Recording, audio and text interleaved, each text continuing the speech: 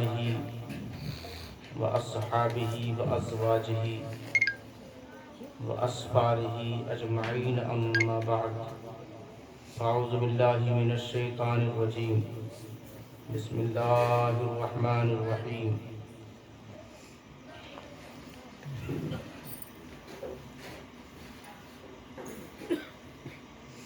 نتلو علیک من نبأ موسیٰ وفرعون بالحق لقوم یؤمنون صدق اللہ العلی العظیم وبلغنا رسوله النبی الامین المکین الکریم ونحن على ذلك لمن الشاہدین والشاکرین الحمد للہ رب العالمین ان اللہ وملائکتہ یصلون علی النبی یا ایھا الذین آمنوا صلوا علیہ وسلموا تسلیما اللہم صل علی سیدنا شفیعنا حبیبنا مولانا محمد صلوا علیہ صلاۃ و سلام علیک یا رسول اللہ صلی اللہ تعالی علیہ وآلہ وسلم۔ عزیزان گرامی قدر، کافی دیر سے آپ محفل سن رہے ہیں، محفل رسول محفل غوث میں بیٹھے ہوئے ہیں۔ آپ کا بیٹھنا، آپ کا سننا اللہ قبول فرمائے۔ دیکھیں، یہ سیدھی سادی بات ہے، اگر آپ کوئی فنکشن، کوئی تقریب ارینج کریں اور یہ ہو کہ آپ ہی کی محفل ہے تو کوئی اس میں بد نظمی، بد امنی پھیل جائے تو آپ کی بے عزتی ہوگی۔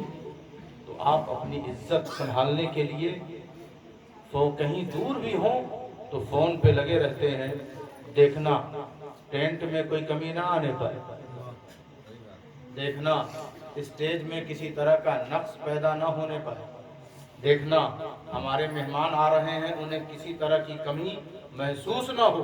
کیوں؟ اس لیے کہ اگر فنکشن میں کسی طرح کی کمی اور نقص آ جائے تو میری بدنامی ہوگی کہ نہیں؟ یہی تو دستور ہے، یہی تو نظام ہے۔ لیکن کیا ہم اس چیز پر فخر نہ کریں کہ یہ محفل غوث اعظم کی ہے، یہ محفل غوث اعظم کی ہے؟ تو یہاں جتنے بیٹھے ہیں وہ مہمان غوث اعظم کے ہیں۔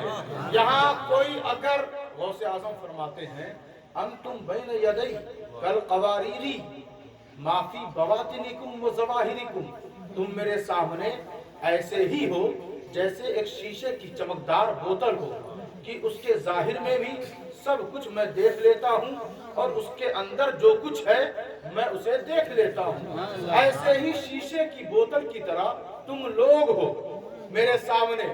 شیشے کی بوتل تو ہم بھی دیکھ لیتے ہیں، لیکن عزیزان گرامی اگر کسی طرح کا اس میں لیبل لگا ہو، کسی طرح کا کوئی بھی کاغذ لگا ہو تو وہ رکاوٹ بن جاتا ہے کہ اندر کیا ہے۔ لیکن غوث اعظم کہتے ہیں چمکدار، صاف و شفاف جیسے بوتل ہو شیشے کی، ویسے تم میرے سامنے ہو، ویسے تم میرے سامنے ہو۔ کوئی اگر بیٹھا ہو، چمکدار تو سبھی نظر آتے ہیں، سب منہ دھل کے آئے ہیں، سب منہ دھل کے آئے ہیں، سب بن ٹھن کے آئے ہیں، لیکن غوث اعظم کہتے ہیں اندر جو ہے اسے بھی میں دیکھ لیتا ہوں۔ اندر جو ہے، کوئی اگر بیٹھ کر یہ گمان کرتا ہو کہ یہ غوث اعظم کی بات کرتے ہیں، وہ نہیں دیکھتے، غوث اعظم اس کو بھی دیکھ رہے ہیں، غوث اعظم اس کو بھی دیکھ رہے ہیں۔ تو دیکھیں آپ، ایک بہت پرانا واقعہ قرآن نے بیان کیا، اور حضرت عزیر علیہ السلام اللہ کے نبی ہیں، ان کا قصہ ہے، کیونکہ میں قصہ سناؤں گا اور آپ کو سننا پڑے گا۔ اور یہ کچھ قصہ کوئی کسی اردو کتاب سے نہیں نکالا بلکہ اللہ کی کتاب سے نکالا، اور اللہ کی کتاب کا قصہ حق ہے کہ نہیں ہے نا؟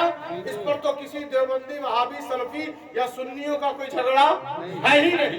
کہاں حضرت عزیر ہے اور وہ ایک وادی سے، ایک بستی سے گزر رہے ہیں، اور بخت نصر نے بنی اسرائیلیوں کو اس قدر مارا ہے کہ तहस नहस कर दिया है।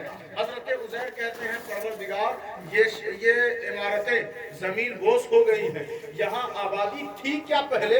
ऐसा लग रहा है कुछ था ही नहीं। तू ऐसे भी लोगों को मारता है, ऐसे भी मिटाता है। कहा उज़ैर घबरा मत, मैं अभी तुझे दिखाता हूँ। हजरत उज़ैर ने अपनी सवारी को, खच्चर को पेड़ से बांध दिया और एक शामियाना लगाया और उसके नीचे लेट गए और हाथ में एक मशरूब का प्याला है।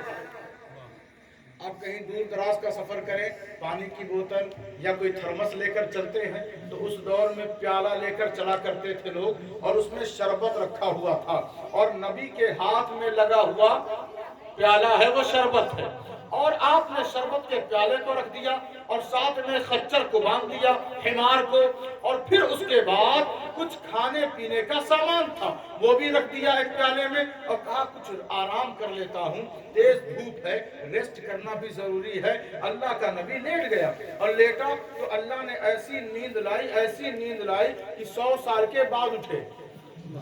कितने साल के बाद? 100 साल के बाद उठे। 100 साल के बाद उठे। 100 साल के बाद उठे।